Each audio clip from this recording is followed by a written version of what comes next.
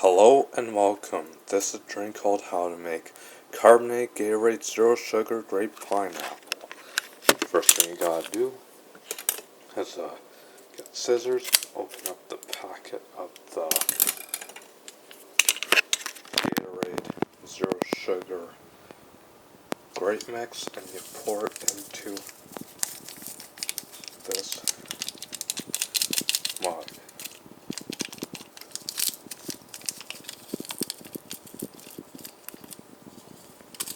Then after that, you pour in the water, and last but not least, you pour in the pineapple sparkling water into this mug.